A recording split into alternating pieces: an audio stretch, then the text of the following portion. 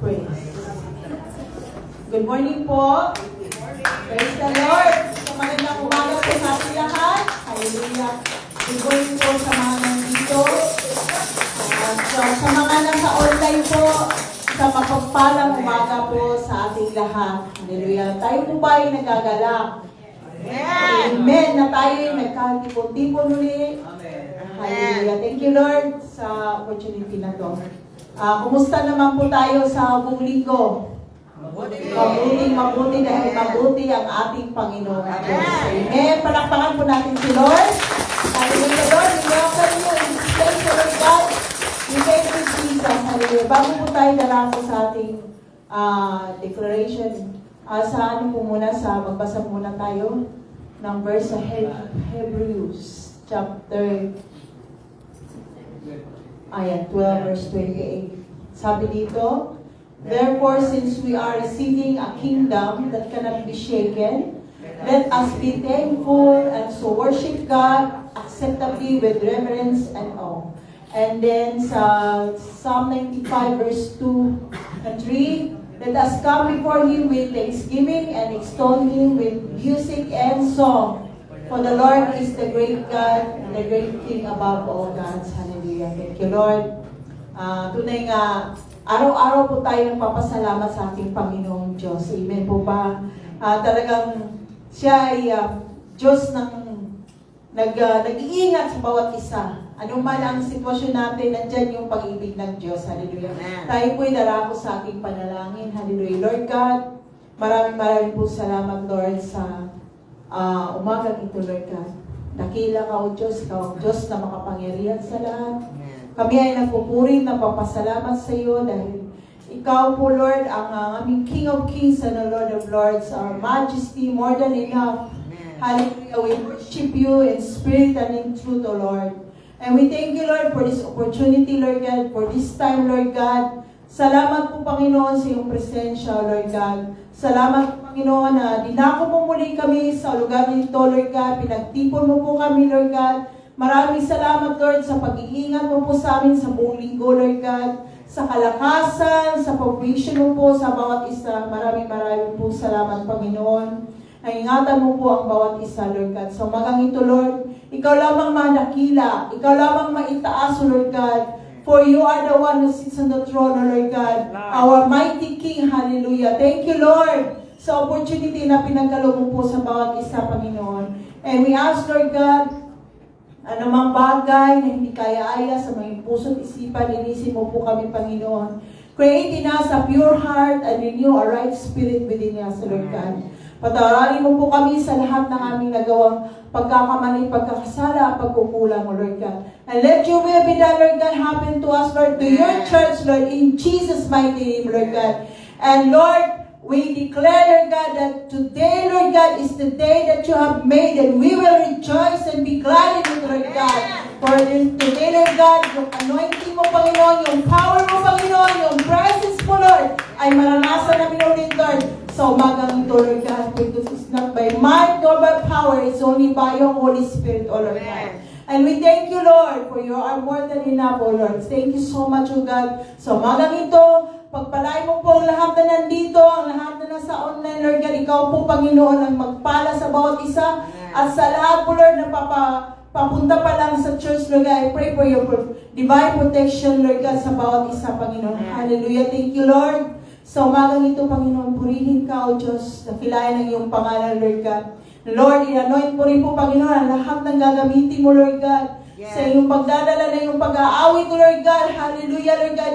Anoint mo po sila, Panginoon, ang lahat po, Panginoon, na mag-minister ng iyong word, Lord God, in Jesus' mighty name. And lagi ang mga tambourines, Lord God, ikaw po mag-anoint, Lord God, in Jesus' mighty name. And seal this place, Lord God, with your most precious blood, O Lord Jesus. Hallelujah. We thank you, Lord God.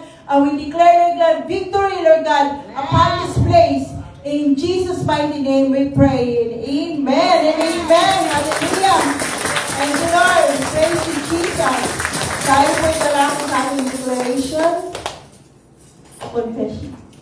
Full armor of God. Finally, be strong in the Lord and His mighty power. Put on the full armor of God so that you can take your stand against the devil's schemes. For our struggle is not against flesh and blood, but against the rulers, against the powers of this dark world, and against the forces of evil in the heavenly realms. Therefore, put on the full armor of God, so that when the day of evil comes, you may be able to stand your ground. And after you have done everything, to stand. Therefore, we put on the full armor of God. Father in heaven, we put on the Holy Spirit of truth, for Jesus is our truth. As it is written, I am the way, the truth, and the life. In the hidden part, thou shalt make me to know wisdom. Father God, we put on the breastplate of righteousness as we declare, Jesus, you are my righteousness. As it is written, for you have made him to be seen who know no sin, that he may be made the righteousness of God in him, and we are complete in him. Heavenly Father, we put on the feet shod with the preparation of the gospel of peace as we declare, Jesus, you are my preparation. It is written, I can do all things through Christ which strengthens me. Heavenly Father, we put on the shield of faith. Jesus, you are my faith. As it is written, I am crucified with Christ, nevertheless I live, yet not I, but Christ liveth in me. And the life which I now live in the flesh, I live by faith in the Son of God, who loves me and gave himself for me. For faith comes by hearing, and hearing the word of God. Father God, we put on the helmet of salvation. Jesus, you are my salvation. As it is written, being made perfect, he became the author of eternal salvation unto all of them that obey him. O God, the Lord, the strength of our salvation, thou hast covered our head in the day of battle. Father God, we put on the sword of the Spirit, which is the word of God. Jesus, you are my living word. As it is written, the words that I speak unto you, they are spirit and they are life. And always in the Spirit. Jesus, you are my baptizer in the Spirit. As it is written, he shall baptize you with the Holy Ghost and with fire.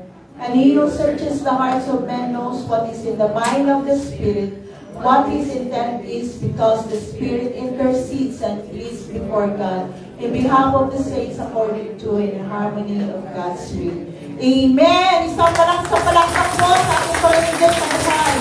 Hallelujah!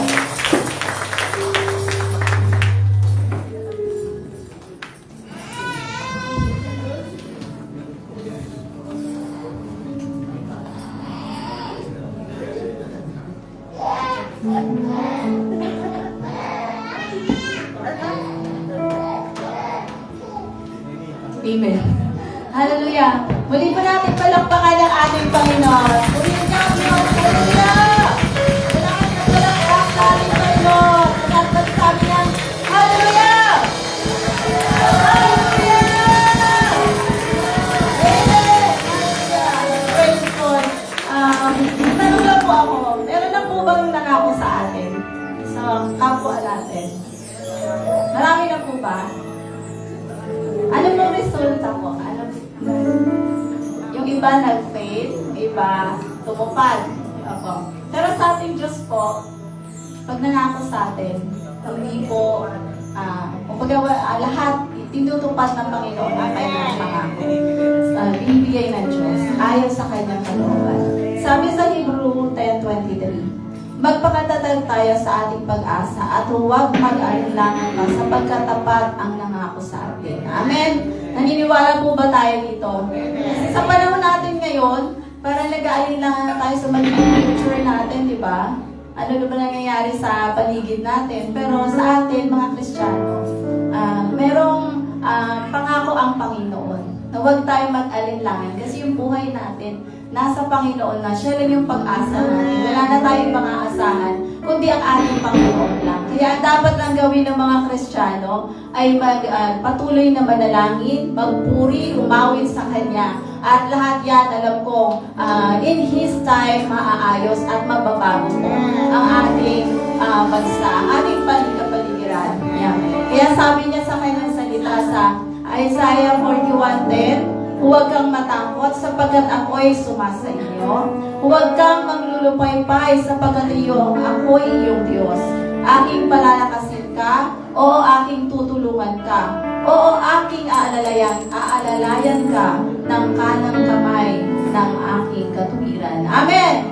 We will uphold us with His righteous right hand. Amen. Hallelujah. Kaya, umawi tayo ngayon sa ating Panginoon. Huwag na natin isipin yung mga problema natin.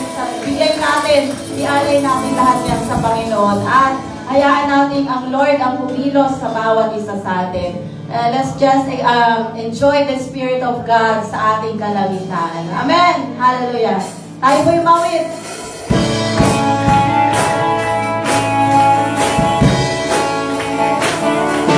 Palakpak po natin ang ating mga kamay. Hallelujah.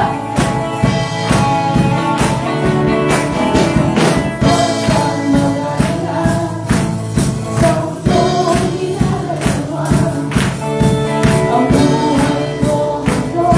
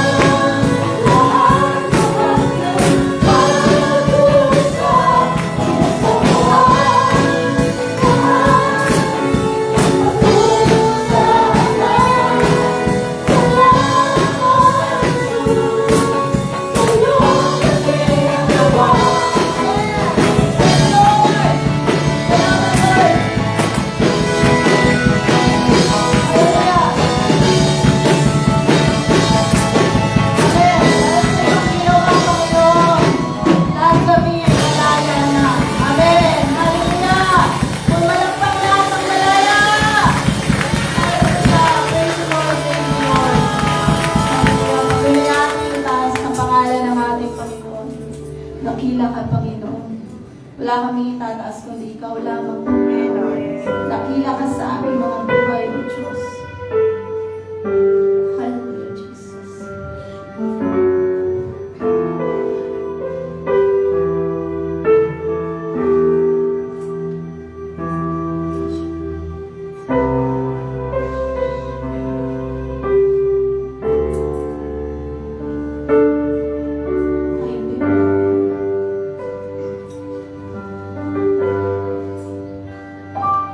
Itataas ang ngalan mo.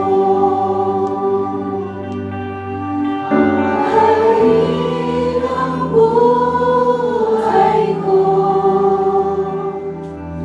Ako'y sumasamba, O Diyos, dakila ka.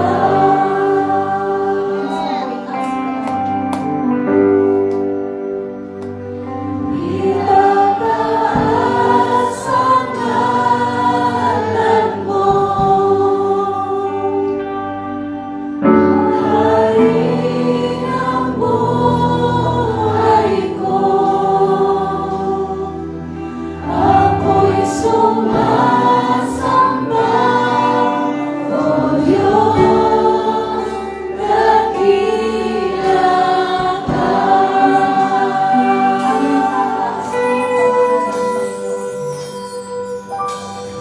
Itataas ang ngalan mo. Harin ang buhay ko. Ako'y sumasamba, O Diyos, dakila ka.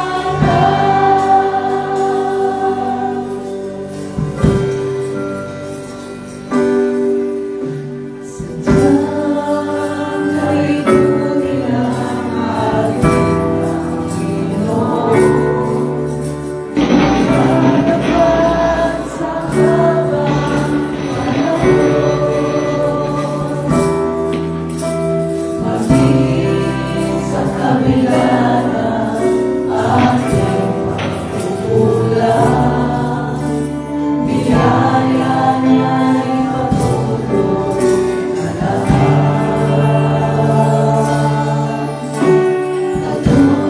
Katulad ng pagsilag natin umaraw, patuloy siyang nagbibigay taglaw. Kaya sa puso mo dahil katapatan niya'y aking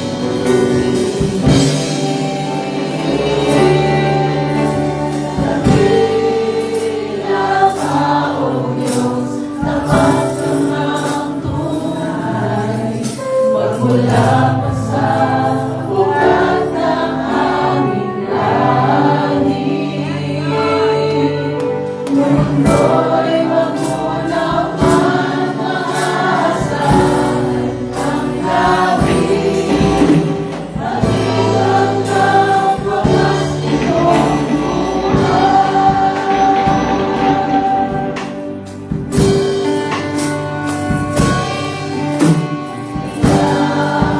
O Diyos, ika'y aming purihin. Sa puso'y aking awit. Dakila ang iyong katapatan.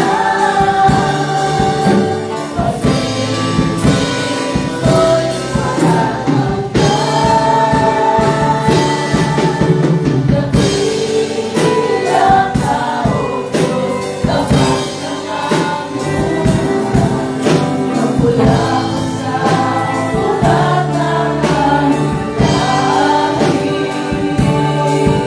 mundo'y magunaw man maasahan ang langit.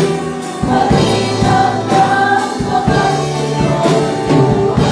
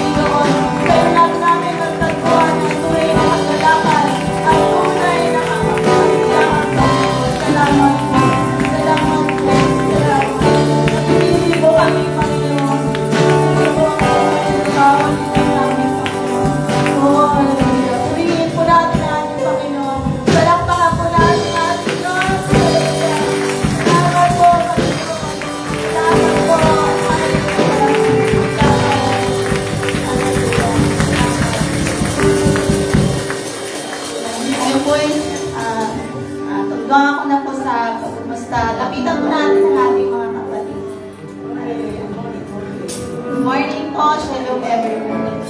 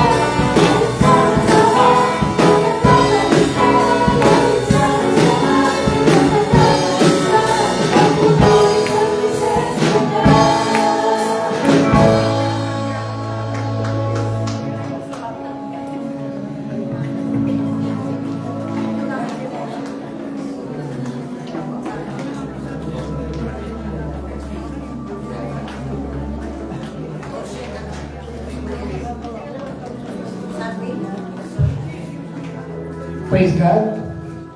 Magandang umaga po sa lahat. Tayo po may masaya palagi. Purihin po ang ating pong Diyos. Ngayon po, handa na po ba tayo makinig ng salita ng Panginoon? Ngayon natin pong tinatawagan ang ating pong tagapagsalita. Wala pong iba kundi ang ating pong kapatid na si Brother James Castillo. Lapan po natin ang Panginoon.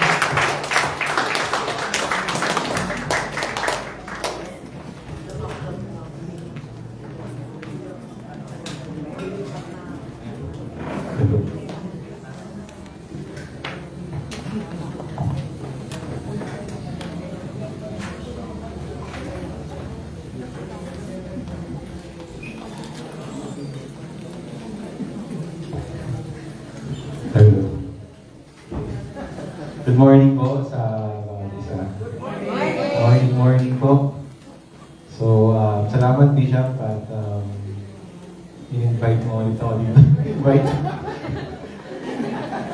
So, ayun nga po, maraming salamat sa Panginoon. Na-expect ko sana is next year pa sana ako, pero 2 weeks ago kasi, katitigan kami ni Bishop eh. So, pag itakbayan ka ni Bishop, brace yourself, ikaw na yung susunod na mag-preach talaga. So, very timely din kasi during that week kasi yung preaching ni Pastor Del is about kung paano pa tayo pinapatawag ng Panginoon.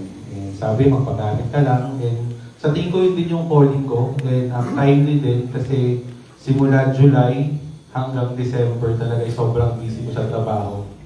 So, doon nagpipray naman ako everyday pero hindi siya consistent pagdating sa pagbabasa ng Bible. So, siguro sabi ng Panginoon, unahin mo naman ako. So, maraming salamat kay Lord kasi yung paghahanda ko ng 2 weeks talaga, yung preparation na yung paghahanap ng topic ang hirap eh. Pero na-appreciate ko si Lord kasi habang gumagawa ko ng preaching is marami ako nabasa na verse and may mga verses na sumagot din sa katanungan ko sa Kanya. So, maraming salamat talaga sa Panginoon. Dakila talaga siya, sabi sa kanta. So, salamat po. So, magdasal muna po tayo.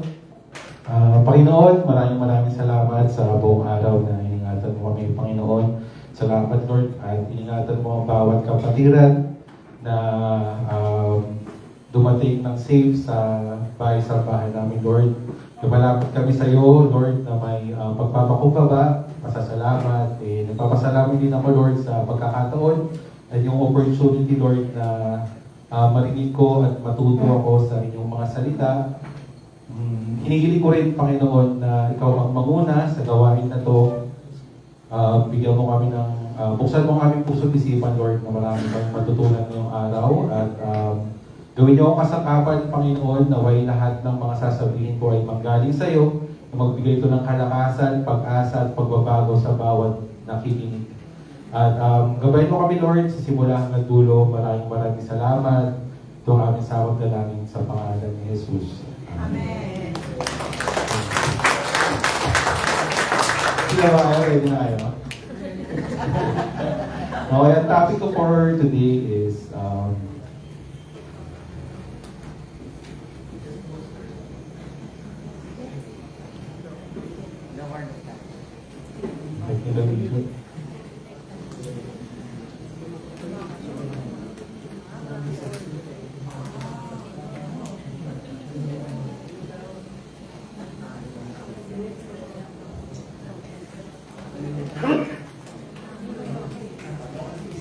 So, contentment po yung topic ko for today. And alam ko naman po na very familiar po yung salitang contentment.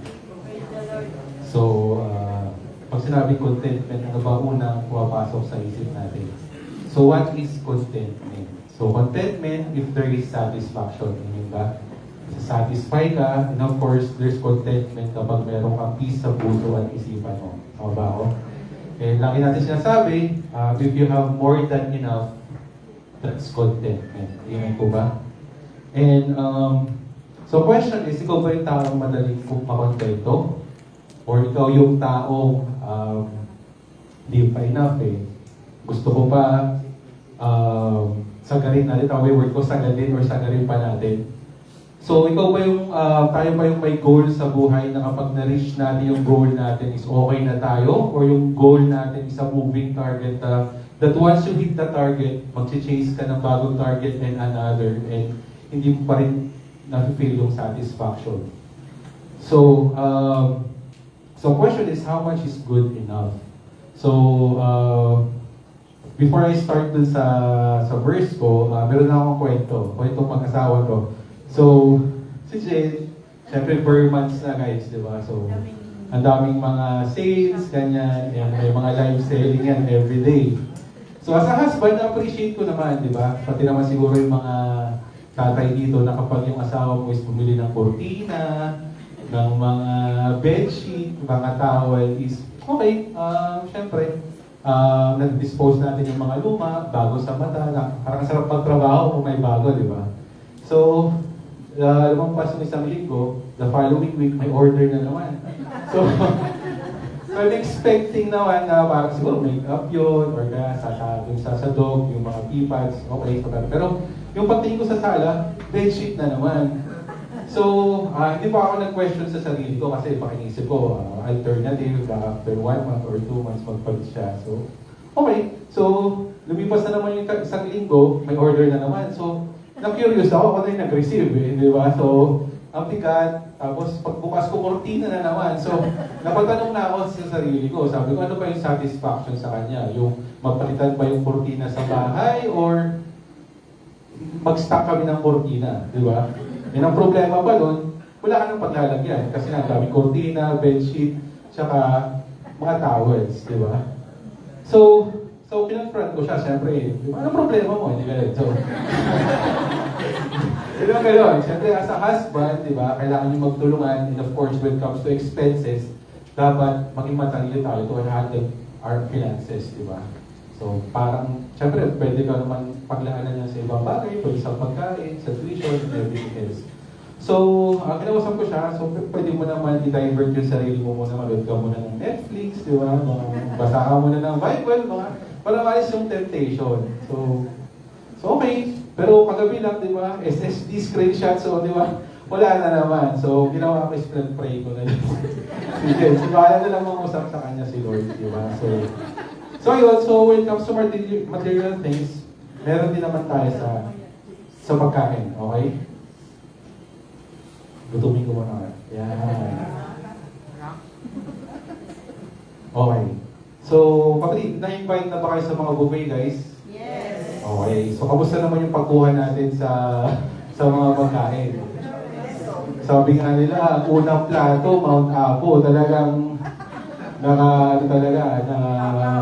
maapaw, di ba? So, I'm guilty of this kasi nga, year-end na naman, pag may mga, pag December kasi dumarating yung mga kliyente namin. So, after ng mga meetings namin is, nag-invite sila sa mga buffet. So, syempre, sa Pilipino, di ba, dito muna kakain, tubig-tubig muna, di ba? So, pagdating dun sa Vikings pa yun, so, paldo-paldo na, di ba?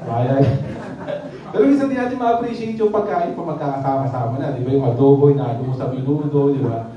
So, hindi mo na-appreciate yung lasa. So, syempre, as a Christian, binago na tayo, Lord, and sa buffet naman, you are given like 2 hours or 1 hour, 30 minutes para kumain, di ba? So, pwede mo ng light, heavy, dessert.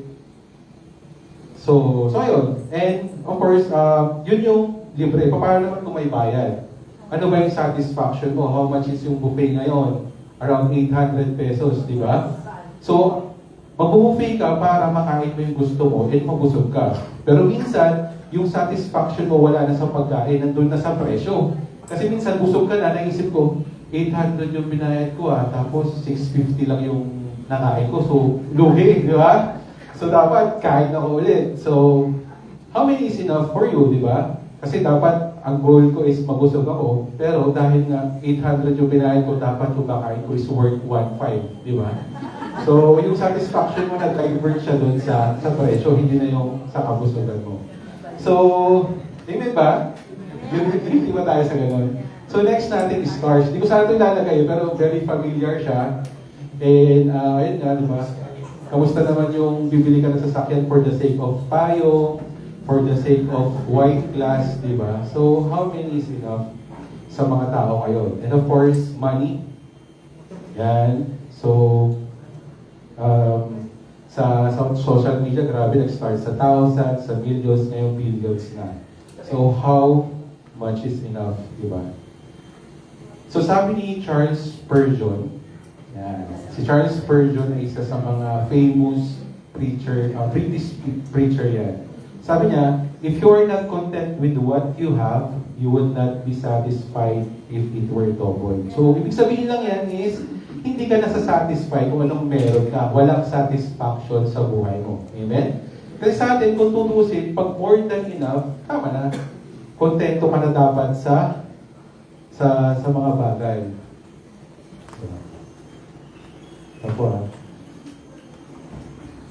Okay. So, ilan po ba yung kailangan mo sa sakyan, yung mga gamit sa bahay. Pero syempre sa girlfriend, sa boyfriend, sa wife and husband, kailangan stick to one lang tayo dyan. Okay? Kasi as a Christian like us, as a believer, isa sa mga traits is kailangan mo maging kontento.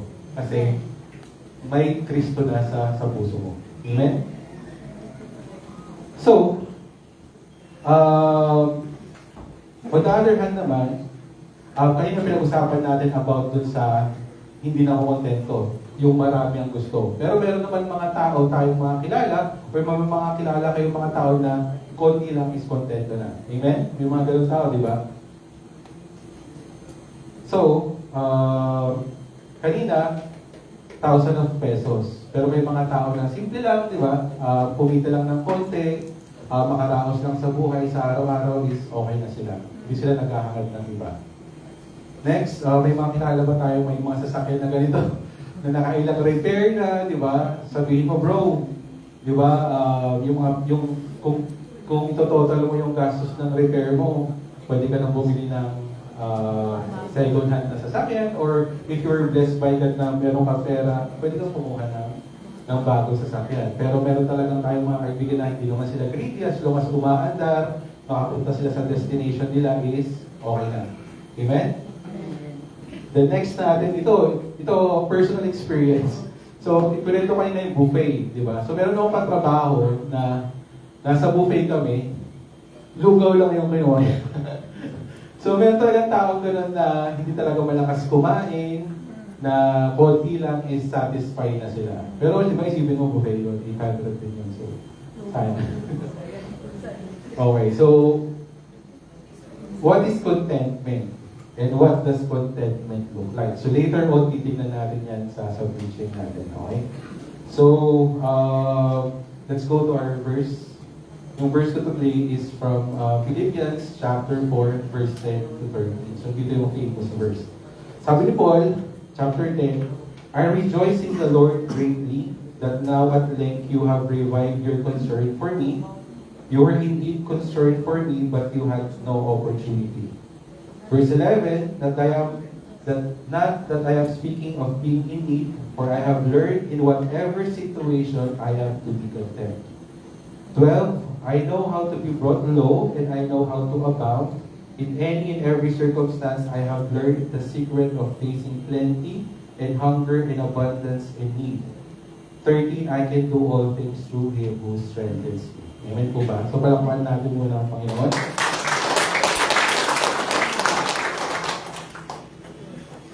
Okay, so next slide tayo. Sa verse 10 and 11. Sabi dito, Paul learned that contentment is something we can grow into.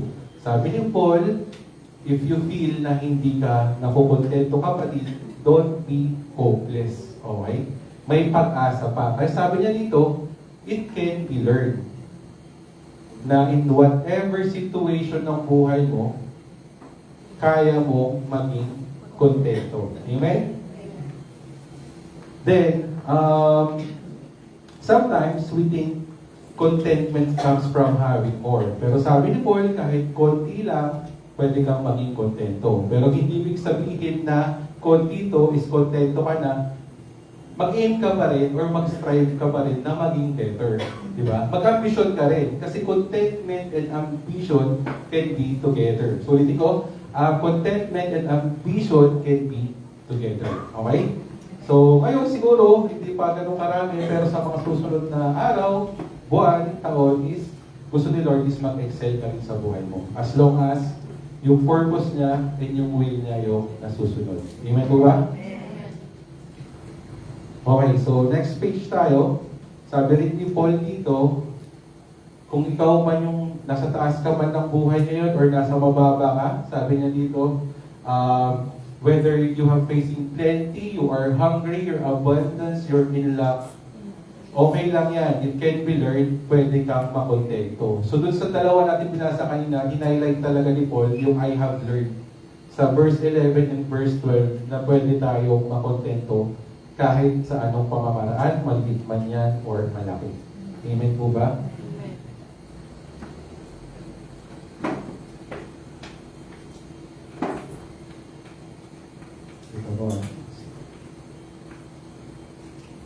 So next slide po tayo. Sabi ni Socrates, so famous philosopher naman to, sabi niya, he is richest who is content with the least. So ibig sabihin to, hindi nasusukat ng kayamanan kung gaano karami ang meron ka. Okay? Ang tunay na kayamanan is kung na-appreciate mo yung isang bagay, maliit man to or malaki. Okay? So lagi po natin tatandaan yun. Okay, so may i-clear lang ako,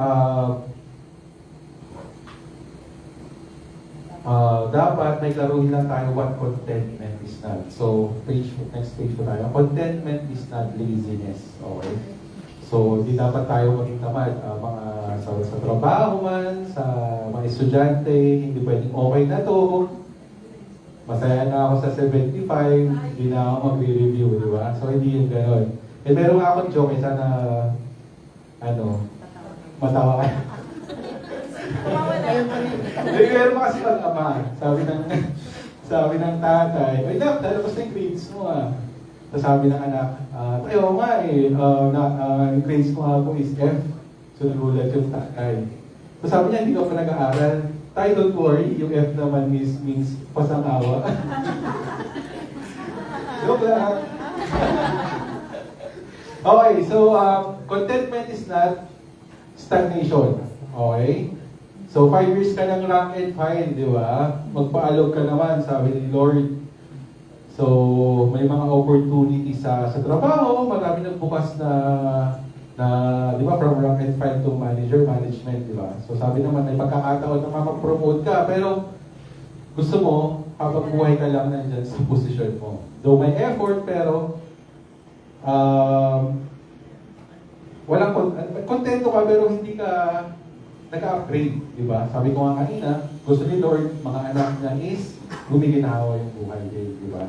So malay mo yung calling mo is dapat nga is magpapromote ka para lumaki yung sahod mo, and of course yung skill mo na naiwan dyan for how many years na nag-stay ka is ma-develop din or may bago kang matutunan na skill, okay? So hindi siya nag-plateau or stable lang. Next, contentment is not apathy. Ano ba yung apathy? Ano ba yung mata ni Bruno Mars? So apathy, tawag dito, wala kang pakialam. Parang connected din siya sa laziness, stagnation na for example, sa promotion, nag-try ka mag-apply, tapos hindi ka natanggap, tapos from there, parang, ay wala na akong gana, di ba? So wala ka nang pakialam. Next one, contentment is not fear of wealth. Sino ba takot dito yumaman? Meron ba? Sino ba takot na yumaman dito? Sabi ko nga kanina, may mga minimum wage earner tayo ng mga tao. Diba? So, konting sweldo, okay na, sapat na. Pero ano ba itong fear of wealth na to? Kasi pag yumaman ka daw, may mga tao takot sa responsibilities. Okay? Of course, pag marami ka ng pera, marami kang business. Diba? Papaikutin mo yung pera mo, malaki yung bahay mo. Eh may mga tao kasing parang takot sila sa responsibilities. Ayan ba?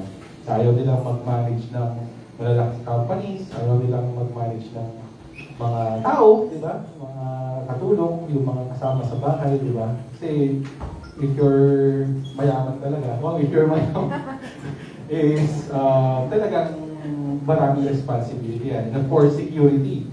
Kung mayaman ka, fraud ka sa mga hold up, di ba? Scams, di ba? Baka sabi sa'yo, nepo baby ka pa. So, it's better na dito na lang ako sa sakto lang, di ba? Pero sabi ni Paul, di ba? Sabi nga sa, correct me if I'm wrong, yung Philippian church kasi, sinusuportahan din naman si Paul, okay?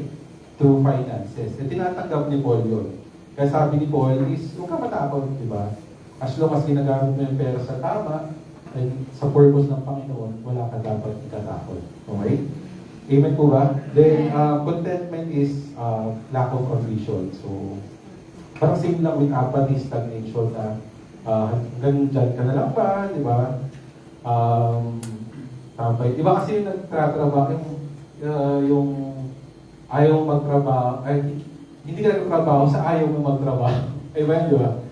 So, ayun, contentment is not, ulit ko lang, laziness, stagnation, apathy, fear of wealth, and lack of ambition.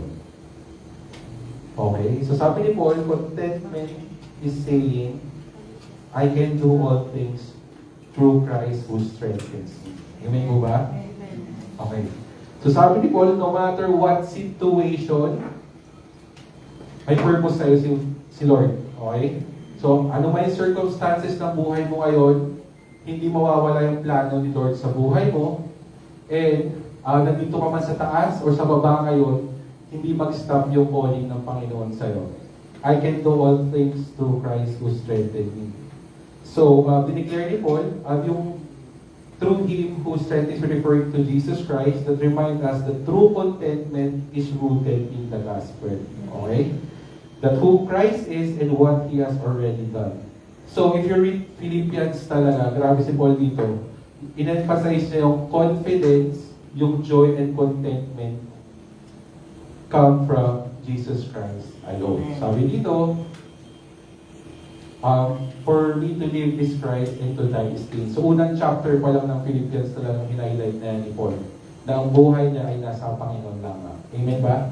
Whatever the situation, God will supply everything you need to fulfill His calling in your life. Okay? Sabi ni Paul dito, as you grow deeper in your knowledge who Christ is, you also grow in understanding who are you in Him. And that's why even you don't have much, your work does not devalue. Okay? Yung business mo, nag-devalue, pero yung identity mo kay Lord ay hindi. Amen po ba? Yung bank account mo, kailangan nang mag-resurrect, pero yung identity mo, hindi yan ma-devalue sa Panginoon. Okay?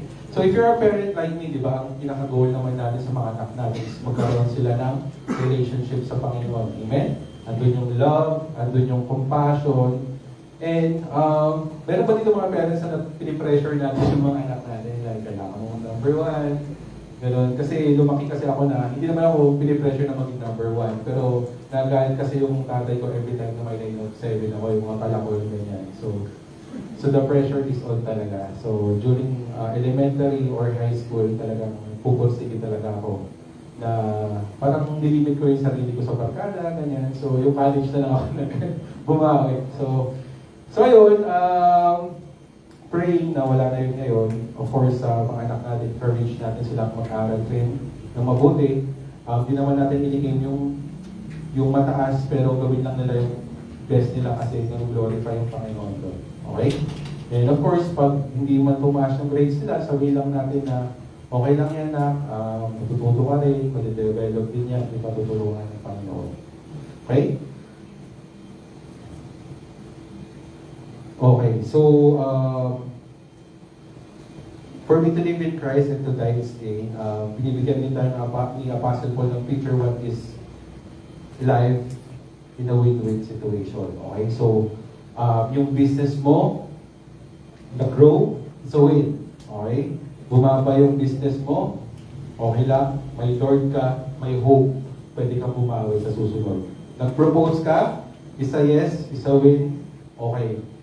Tapos nag-propose ka ulit, she said no, masakit, pero ang silver lining nun, sa next proposal mo is mas ready ka. Baka nakita ka ng girl na hindi ka pa ready, hindi ka pa stable, kaya it's a no for now, pero sabi nga ni Lord, paghandaan mo lang, pag sa susunod is may pera ka na, maganda na yung proposal mo, makuha mo yung yes, yung pinilinawan mo. Amen? Next page tayo. Yan. Sabi ko kanina, contentment is rooted in the gospel. When you say gospel, ito yung good news, that Jesus saved you, saved us, mahal ka ni Lord, and you belong to Christ. Amen po ba? Sabi dito, sabi ni Paul, true contentment doesn't start with money, success, and comfort. Okay? Yung contentment nag-start daw kung ano yung ginawa sa atin ng Panginoon. Amen po ba? And contentment is knowing Christ. If you have a deep relationship sa Panginoon, magiging kontento ka. So if I will ask you, kilala niyo ba sino ba si Lord sa buhay niyo? Meron ba kayong deep relationship sa Panginoon ngayon? Every time ba tinatanong sa inyo yan, hindi niyo ba siya kinakahiya? Gano'n ba natin naiintindihan? Or gano'n ba yung ka-deep yung relationship natin sa Panginoon ngayon? Kasi that's very important. Hindi naman lagi tayo nagdadasal is makikilala natin siya. Hindi lang natin siya kilala tuwing Sunday. Di ba? So dapat, sabi nga, makikilala mo si Lord, mangungusap sa'yo yan through reading your Bible. And I'm very guilty rin na hindi ako consistent kanina. So, I'm encouraging everyone, if you want to have a deep relationship sa Panginoon, kailangan nyo magbasa ng Bible. Kasi doon siya nangungusap, kung may mga katanungan kayo ngayon, may mga prayers kayo na hindi niya sinasagot, nandun lahat ng kasagutan. Amen po ba? And sabi, contentment deepen as you understand who you are in Him. Okay? So, pag kilala mo si Jesus ng buong buo, marirealize mo or malalaman mo rin kung gaano, maintindihan mo kung sino ka rin para sa Kanya. Yung identity mo kay Christ. Okay? So, balik lang tayo, sabi ni Paul dito, knowing Jesus personally gives you security, identity, purpose, and peace. And sabi naman, if you have deep understand who you are in Christ, yung identity mo kay Lord is you are loved, forgiven, chosen, valued, cared for, and you are never alone. You don't chase after things to prove your worth. So, sa mga kabataan kasi ngayon, yung identity nila, binibase nila doon sa kung gaano kadami yung likes nila, di ba? Binibase nila yun sa feedback doon sa Facebook, di ba? So, like what happened to kay Eman at Yensa, this is my own perspective.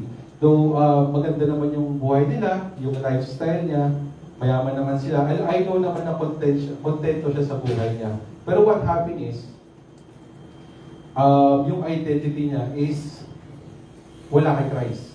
Yung identity niya is binase niya doon sa mga tao nagko-comment doon sa page niya. Amen? So, what happened is, di ba, may sakit na nga siya, sabi niya doon sa interview niya, na nakakaranas siya ng depression. So, nadoble siya. Kasi nga, as a vlogger, expected mo na hindi naman lahat is positive reaction. So, sinabi niya, baby siya, and marami din sinasabi na negative about God. So, what happened is, yun yung nangyari sa kanya, di ba? So, I encourage all parents din dito, like me, na kausapin din natin yung mga anak natin. Baka minsan kailangan nila ng attention. Baka, what happened to Eman is maging example din na yung true identity natin kay Christ, na hindi tayo nag-iisa, we are loved, we are not alone, you are valued, and sabi nga dito, you belong to God, you are set apart, and you are loved by God. Okay? So lagi natin yan i-remind sa mga anak natin, kasi minsan, lumalaki na sila, di ba? Hindi natin minsan naaalala yan.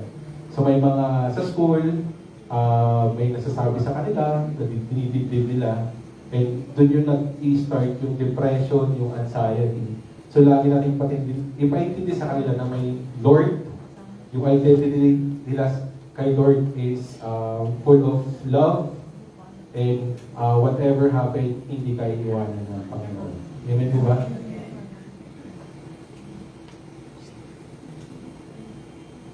Parang nawala ako.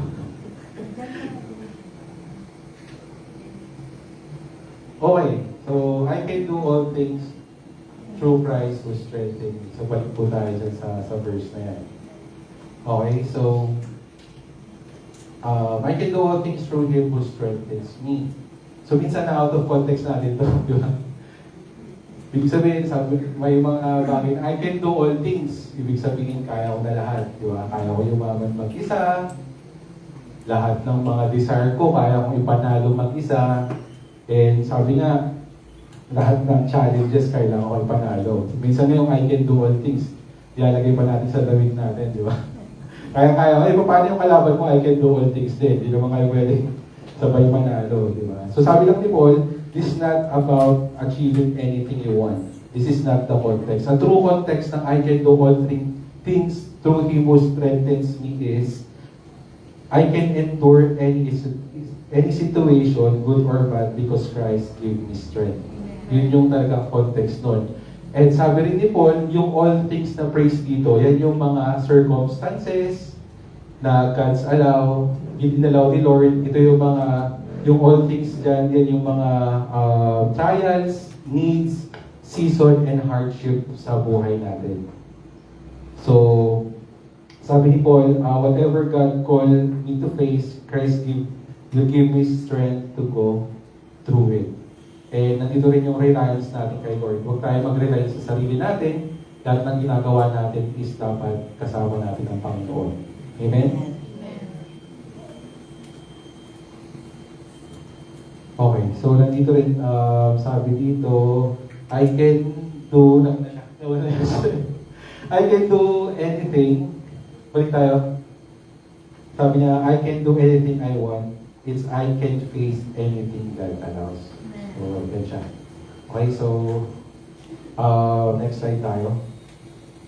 I can do all things to live in Christ. Sabi sa Philippians chapter 1, verse 27, only let your manner of life be worthy of the gospel of Christ, so that whether I come and see you or I am absent, I may hear of you that you are standing firm in one spirit, with one mind striving side by side for the faith of the gospel.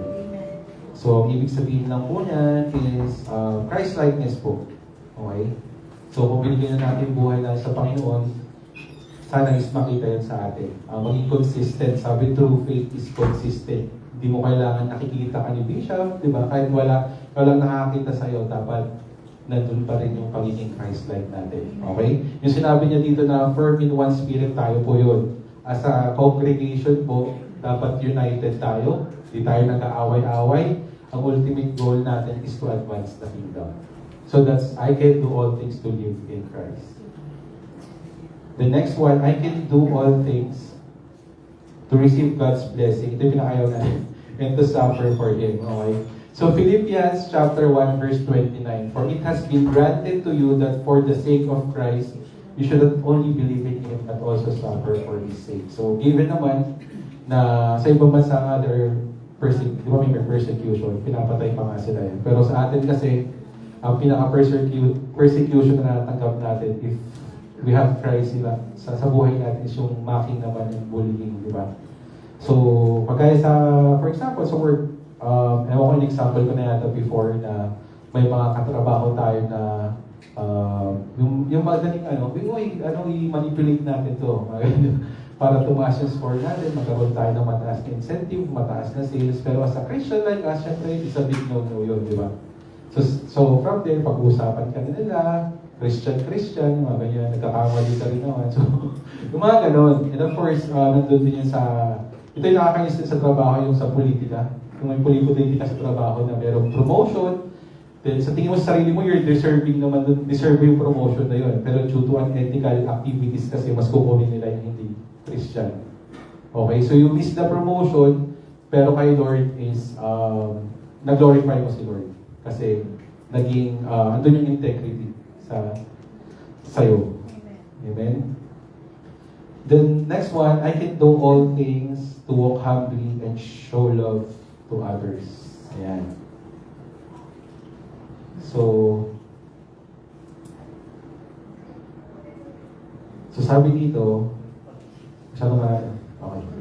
So, verse 3 to 4, do nothing out of selfish ambition or vain conceit, rather in humility, value others above yourselves, not look into your own interest, but each of you to the interest of the others. So, verse 8, and being found in appearance as a man, he humbled himself by becoming obedient to death, even death of a cross. Then so verse 14, do everything without grumbling and arguing. Okay, so sabi ni Paul, in-emphasize dito yung humility, selflessness, and obedience.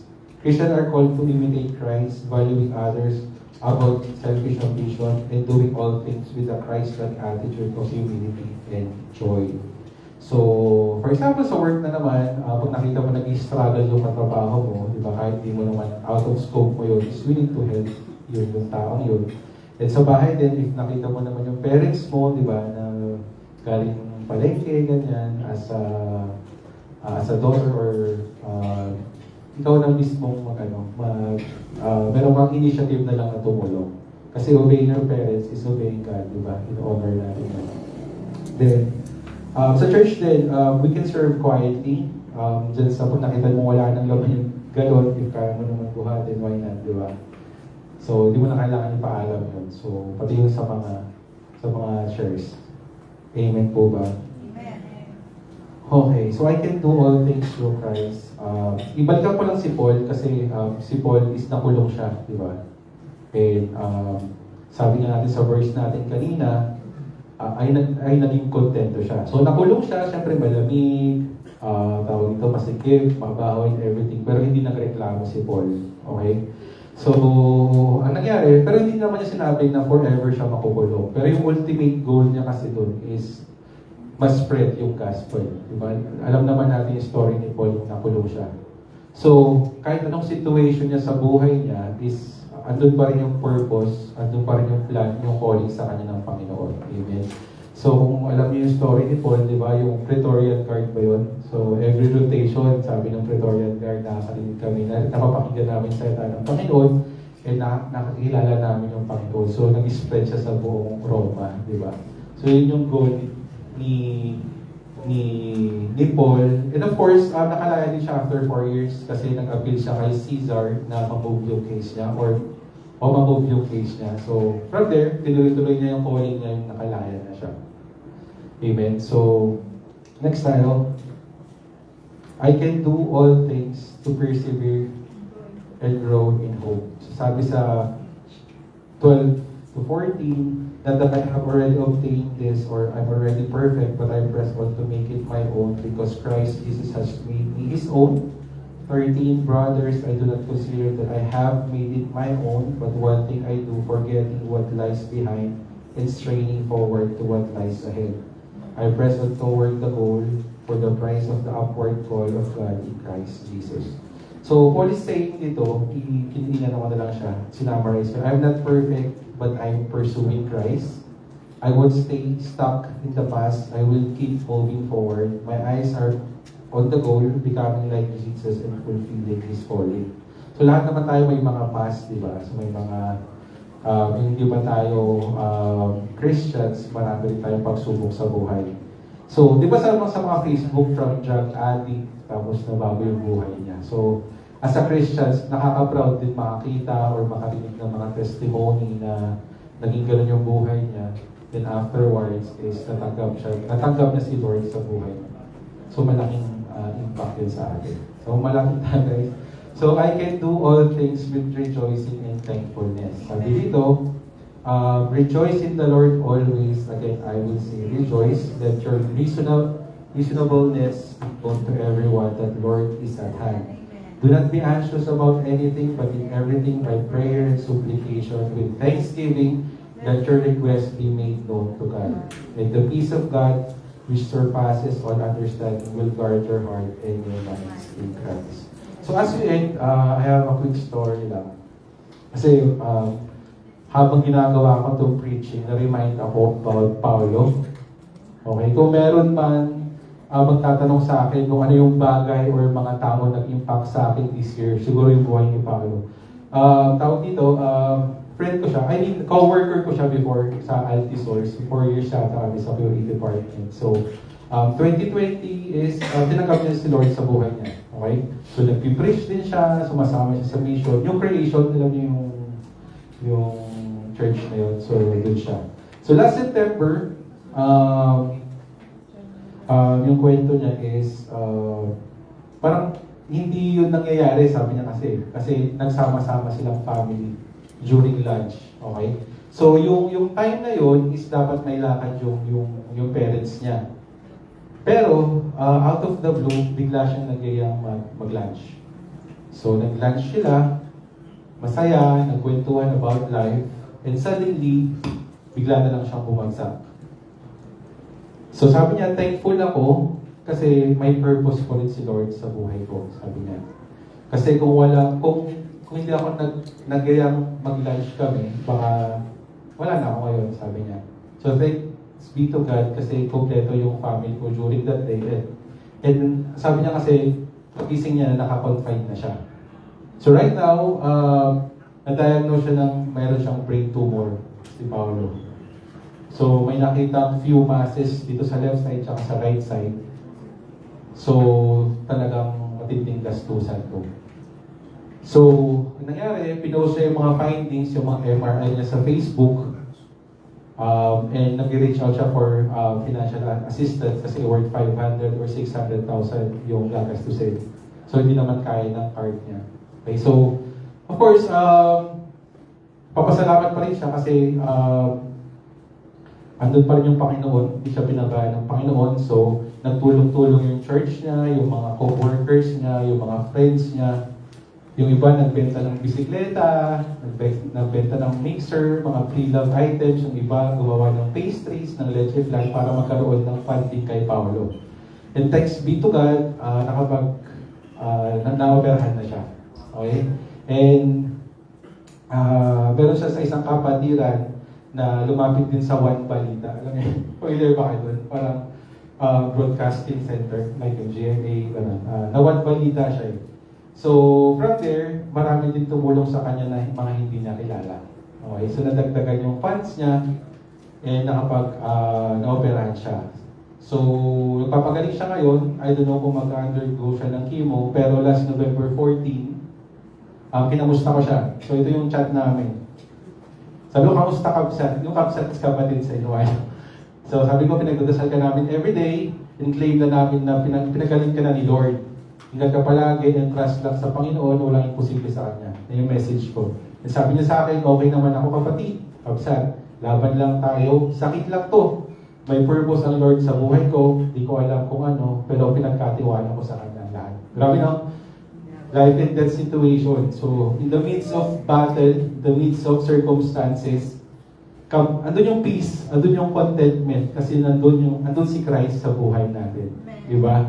So, like Paul, nakakulong siya, sabi ko nga, madilim, pero may mga taong pinagpipray din siya, may mga taong sumusuporta sa kanya, and may mga taong nag-i-encourage din sa kanya bago siya makalabas. So like Paulo, kaya din natin to, sabi nga, we can do all things through Christ. Sa andun lang yung relationship natin sa Panginoon, pagbasa tayo ng Bible everyday, and of course, huwag natin aalisin yung identity natin sa Panginoon kasi yun yung pinangahawakan natin.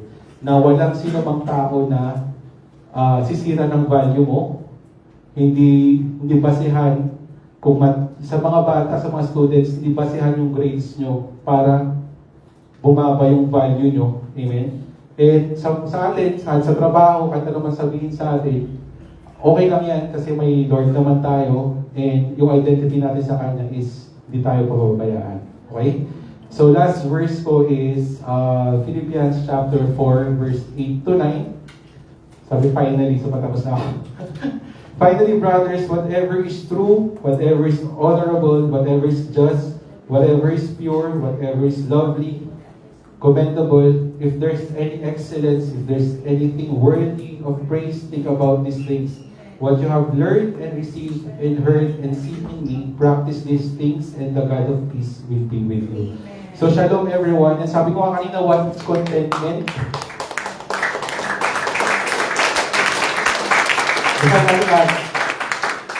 Contentment is not the fulfillment of what you want, but the realization of who you are in God. So, closing prayer na po tayo. Let's bow down our heads and let us pray. Panginoon, maraming salamat po sa salita na narinig namin ngayon. Salamat Lord sa paalala, sa pag-asa, sa lakas na patuloy niyong binibigay sa amin. Truly, we can do all things through Christ who strengthens us. Nawa po ay gabayan mo kami palagi, Lord, at ingatan niyo kami sa bawat lakad namin, Lord. At isin niyo po yung salita nito, Lord, na magamit namin to sa araw-araw, hindi lang dito sa church, pati na rin sa trabaho, at pati na rin sa araw-araw na pamumuhay. Maraming salamat, Lord. This we pray in Jesus' name. Amen.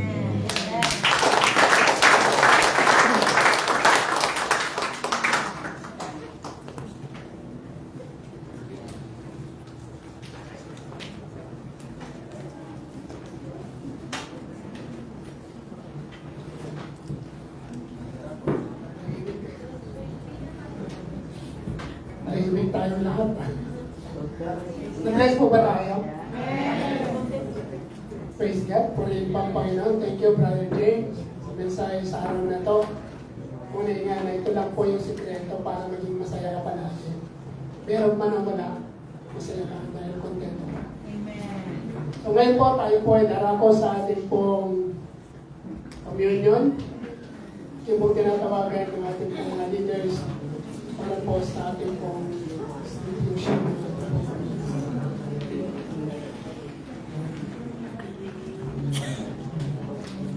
Sige po lahat ito kayo.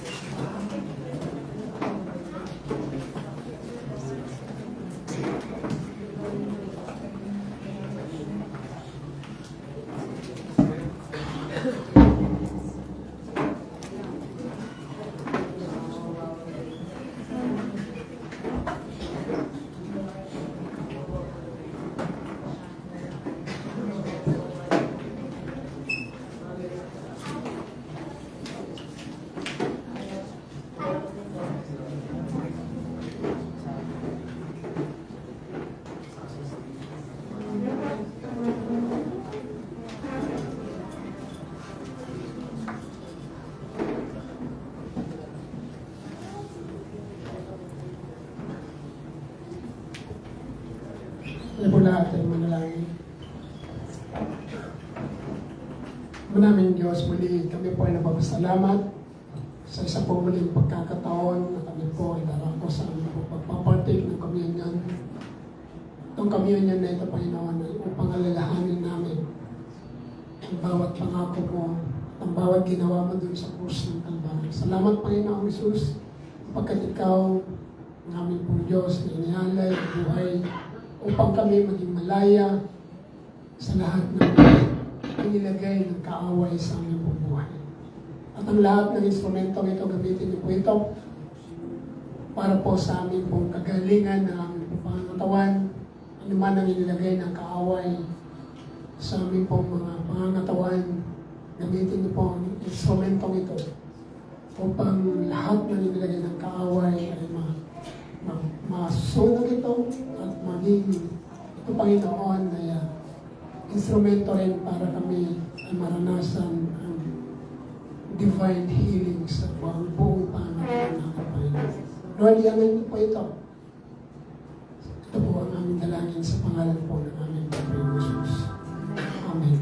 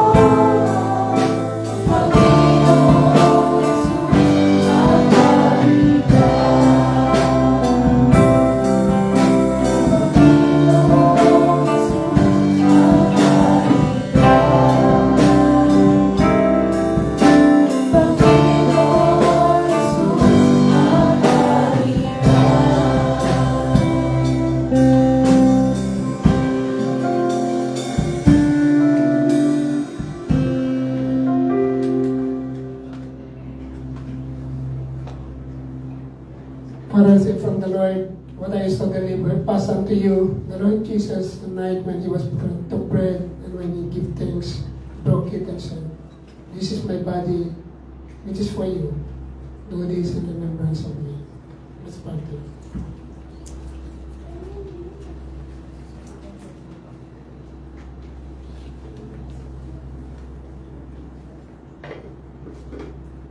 same way,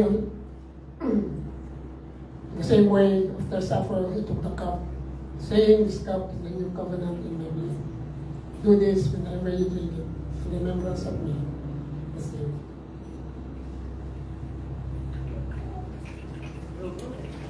Father God, bless your people.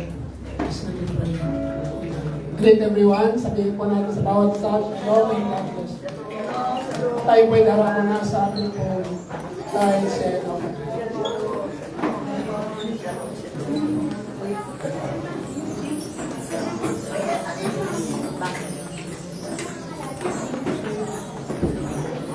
Praise God. Tayo po ba'y napagpala sa umagang ito? Amen? Talagang tunay na napaka-powerful ng mensahe ng ating Panginoon sa buhay. Handa na po ba natin bigay ng ating mga indapos? So, basahin po muna natin sa Luke chapter 6, verse 38. Sabi dito, "Give and it will be given to you, a good measure, pressed down, shaken together, and running over, will be poured into your lap, for with the measure you use, it will be measured to you." Amen po ba? Siksik, liglig, at umaapang. Hallelujah. Taas po natin ating mga ikapo, mga kapatid. Father God, we thank you, Lord, for this day, Lord. We thank you, Lord, for your word, Lord God, that we can do all things through Christ who strengthens us. We thank you, Lord, for reminding us, Lord God, na we must be content with everything, Lord God. Dahil kasama ka namin, hindi mo kami pababayaan, at hindi mo kami pagkukulangin, Lord, sa lahat ng Panginoon. You are our Jehovah Jireh, our God who provides everything we need, Lord. We thank you, Lord, for this opportunity, Lord, na kami makapagbigay lahat po ng aming kaloob, Lord. So, malang ito, i-bless mo po, Lord God, ang lahat ng ito, Panginoon. Lahat po ng aming mga trabaho, businesses, Lord God, lahat ng pinagkaloob po sa amin, Lord God. May we be a good steward, Lord God, sa lahat ng pinagkakatiwala mo sa amin. Bless mo po, Lord God, ang lahat ng aming tithes and offering for the expansion of your kingdom, O Lord God. Magamit po ito para sa iyong kalakilang pangalan, Lord God. We thank you, Lord, for the opportunity, Lord God. This we pray in Jesus' mighty name. Amen.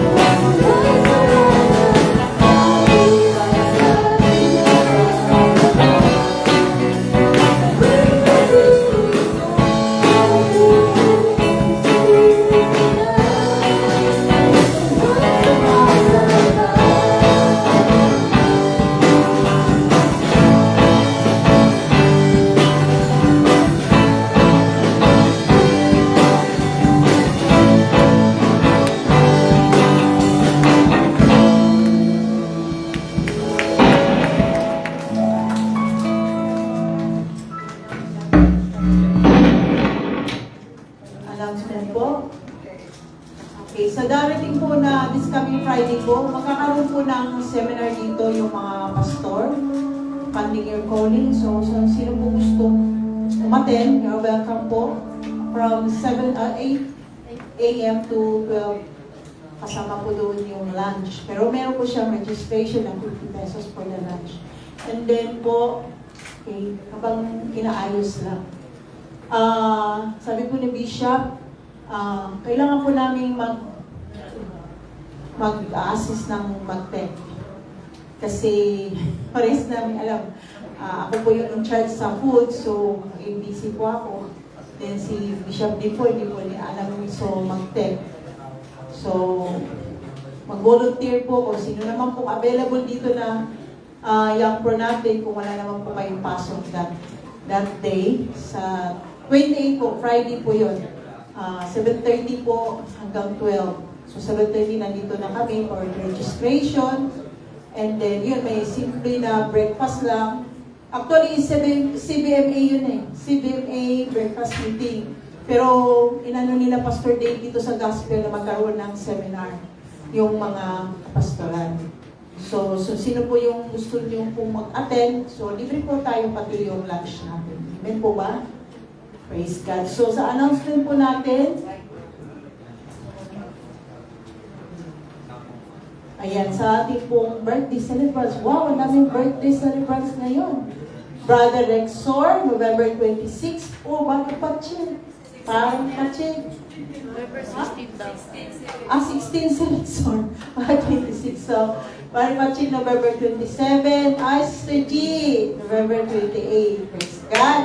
Friday pa lang birthday ni Sister G. Kaya sabi niya sa akin, may wala ako ng lunch. Pero nandito siya ng umaga. Praise God. So, tinatawagan po natin yung mga may birthdays.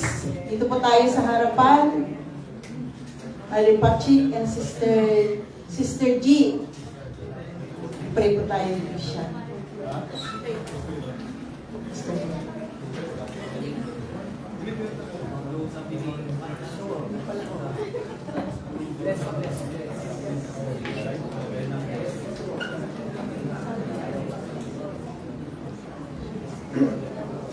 Sige po, pag-pray po natin sila.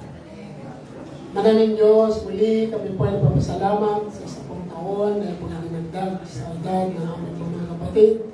Salamat po sa kanilang pong buhay. Dalangin namin, Panginoon, na yung patuloy na pag-iingat. Lalo na, Lord, sa aming pong kapatid na si Rexor, na wala ang naman namin sa kasama ngayon. Dalangin namin, Panginoon, na yung patuloy na pag-iingat sa kanya. Bless niyo po ang bawat lakad niya.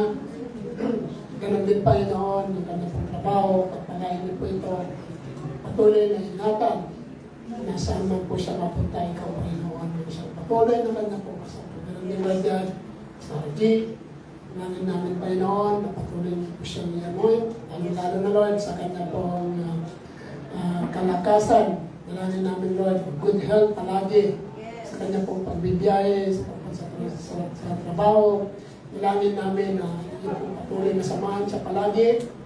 Lalo na yung kanya pong pinagtatrabuhan sa isa pa, Panginoon. Gamitin niyo ang kanyang buhay na maging testimony, Panginoon, sa lahat ng kanya pong masyaran doon po sa kanyang trabaho. Kayo ang patuloy na magsama sa kanya. Pero Lord, deklara po namin ang lahat ng mahawakan ng mga kamay na to.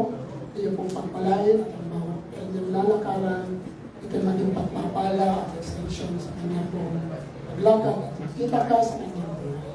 Salamat, Panginoon, dahil di magyan sa Pachik, sa patuloy, Lord, na hindi po siyang ginagamit sa anumang paraan, Panginoon.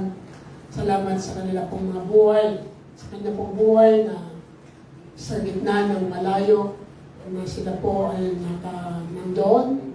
Nandito pa rin sila para sila po ay makapaglingkod sa iyo. Patuloy niyo pong pagpalayan at ingatan ang buhay po ni Panchik, lalo na sa kanila pong pagbibiyahe sa araw-araw. Dalangin namin for recovery, Lord. Recovery, Panginoon, ng God, ng aming pong Panginoon sa Kristo, and even Father God, for your ministering angel, Lord. Samahan niyo siya palagi at patuloy na gamitin niyo ang kanyang buhay.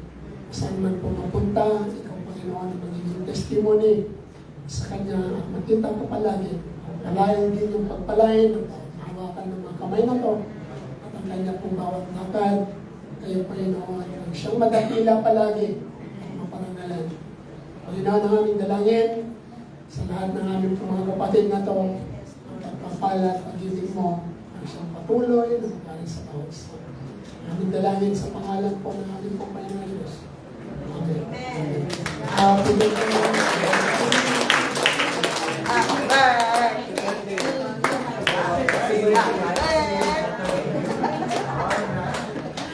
Praise God. Happy birthday po. Nakasunod pala yung dalawa.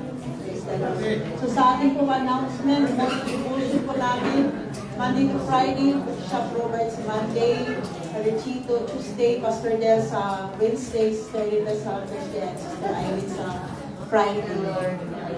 Bible study, Bishop po ang ating magbigay ng word, and then ang ating pong worship leader this coming Sunday ay yung Berdera family, si Sister Evelyn Berdera po. Share a word po natin si Brother Gian Medroso and Brother Joshua Manalo. And then sa ating ladies intercessory, Sister Irene Sonyo. And sa communion po natin, Brother Maki, Brother RJ, Sister Ricky, and Sister Cora. And sa ating pong Sunday preacher, Bishop kayo ba, Bishop? Pastor Del po ang ating Sunday preacher. May 5 Sundays po kasi tayo ngayon. So last Sunday of the month, si Pastor Del po yun, preacher. Sister Helly sa opening prayer declarations. Sister Julina sa devotion. And Sister Evelyn po ang ating worship leader. And then po, ating pong back up po si Brother TJ, Brother James, Sister Jen, and Sister Julina. And then po sa ating po mga instrumentalist po, Sister Kyra on keyboard, Brother Juice guitar, Sister Kelly on guitar rhythm, Brother Jonathan on bass stand, si Brother John Cagalia on drum. Sa project unit po natin, Sister Liani and si Brother Charles po ang ating sound tech. Okay, sabi sa Kids Church, meron po ba naka-assign? So, Gian. So, sinong assistant niya? Assistant. So, sige. Anyway, so tinatawagan ko na po lahat ng mga ganap this week na ipag-pray po tayo. Ginabi siya. Praise God. Tayo po, pati yung mga tamborin po, dito na po tayo sa harapan.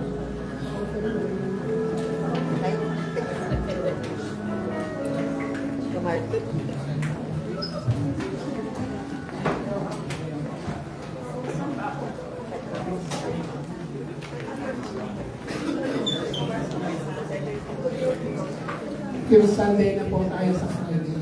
Sa Sunday. Ay, Erip Shabbat pala. Harap Shabbat sa Friday. Ito na ba lahat? Okay. Pray po natin sila. Taas po natin ang ating pong mga kamay sa bawat sa kanila.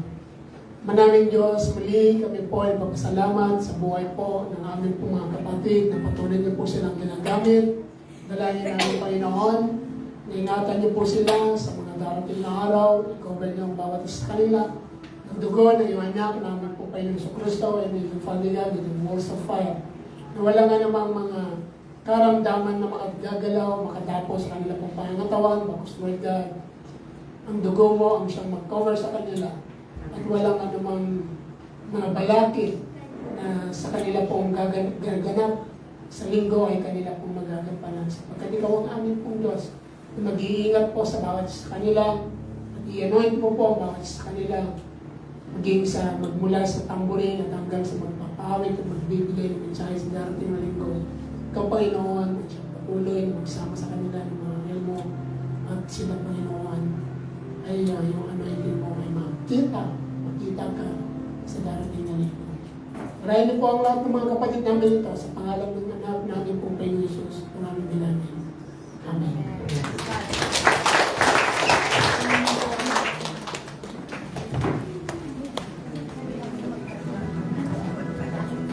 Ayaw pong lahat ay tumayo na. Kami dalawa. Kasi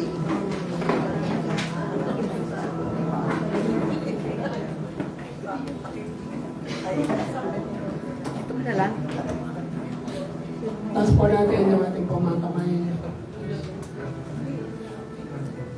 ngalan ng Ama, ng Anak, at ng Banal na Espiritu Santo, dakilang Diyos, kami po ay pumasok sa lugar na ito na dala-dala po namin ang pagpapala. At kami lalabas sa lugar na ito ng pagpapala mo rin na sasama sa amin. Salamat, Panginoon, sapagkat Ikaw ang aming pong Diyos na nag-iingat sa bawat isa. At sa aming pong paglabas na ito, dahil po namin ang kapayapaan, tagahalakan at pag-ibig sa bawat isa at maging sa mga kamay na nakataas sa oras na ito. Ang lagi po namin idideklara ng lahat ng mahawakan ng mga kamay na ito ay ang pagpalain. Saan man po kami mapunta, ang pagpapalang ito ay ma-impart sa lahat ng aming pong mga kasalanan. At ang bawat lalakaran po namin sa paglabas pa lang namin sa lugar na ito, dala-dala po namin ang pagpapala na anumang lugar ang aming pumapakan. Ang pagpapala mo, Panginoon, ay ma-impart sa anumang lugar kami mapunta. Salamat, Panginoon. The Lord bless you and keep you. The Lord make His face shine upon you and be gracious to you. The Lord lift up His countenance and grant you all peace. And shalom, shalom. Ngayon po natin ang bawat isa. Kamayan po natin, sabihin natin, shalom and God bless you. God bless po sa lahat. Shalom po, shalom.